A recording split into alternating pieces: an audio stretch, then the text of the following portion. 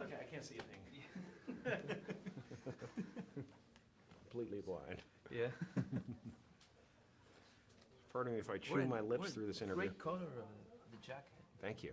Great. It's nuclear, man. Yeah. It's a new form of energy. Yeah. I hope it doesn't melt down during the interview. Does it give you powers? Oh, yes. Yes. Superpowers. Like what? Just mostly, it's like an ego boost. Yeah. Yeah. You don't need that. Oh, no, that's true. I don't. I don't. We could be reaching dangerous levels right now.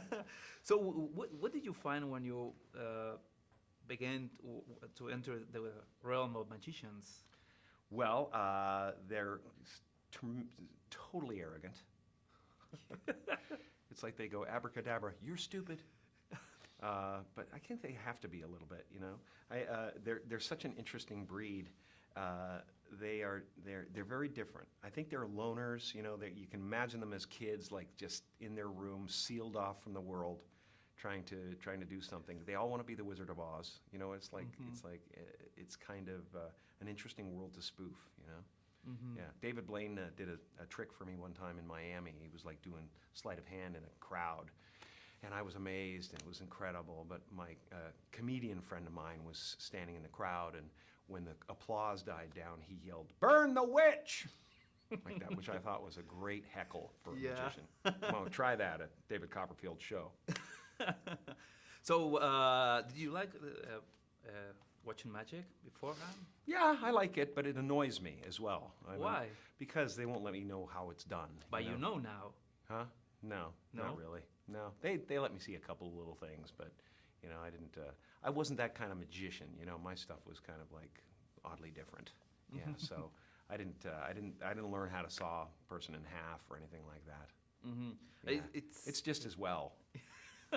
It's obvious that you're spoofing Blaine and Chris Angel, but Sure. also I'm the next generation. Yeah, That's what I wanted to do. I wanted to take those guys and then say, imagine what's the next generation, you know? And you got to sprinkle a little jackass in there, and you got to sprinkle a little, you know, masochism in there. So what do you think that that magic has beginning like a vaudeville and then into this Vegas with sequin jackets and then this greedy urban, almost masochist style?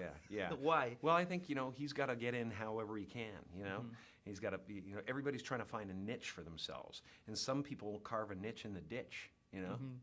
Yeah. Do you prefer doing this type of movies or more serious like the Truman Show or Man on the Moon? I just like being an artist, you know? I like being an artist. I don't define that. A lot of people, you know, there's a lot of people out there saying, well, why don't you just be funny? And I go, well, because funny is one of the fingers on my hand. You know, it's like I have two of them, two hands and many fingers, you know, so, you know, I think, you know, you can't live in that all the time or you become unhappy with yourself, you know, so I have that and I write and I paint and I sculpt and you know, there's no edges anymore, you know, I'm not myopic about my career and about my life. The movies I love, and I love comedies, and I love dramas, and I love sculpting, and I love painting, and all of that stuff. It's just all the same thing to me. It's all sculpting. I heard you wrote a children's book. My girlfriend is a children's illustrator, so oh, really? You can hire her. Yeah, I think I already got somebody, but it's the next beautifully illustrated. Yeah, yeah. It's called How Roland Rolls. If you want to hear about it, if you want to keep track of it, it's at howrolandrolls.com, and it's a story about a wave who's afraid that one day when he hits the beach, his life will be over. But when he gets deep, he's struck by the notion that he's not just a wave, he's the whole big wide ocean.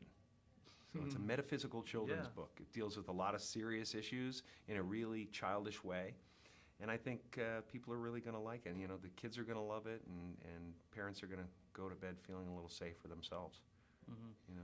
I would like to ask you about Man on the Moon because it's my favorite movies. And Milos Forman is a great actor-director. Oh, he's phenomenal. Well, that was an interesting story because I lived as Andy for the whole time. Yeah, that's true. Yeah, and Milos called me a couple weeks into the movie and said, I don't know what to do. I'm exhausted. I said, why? And he said, because I don't know how to talk to Andy. And Tony frightened. I've never been intimidated by another man. And I am intimidated by Tony Clifton. Like that, and I appealed to the artist in him. I said, well, maybe we should fire them, and I can just do an impression. I'm a good impressionist. Like that. And there was this silence on the phone, and then he finally said, no, I have to let it happen.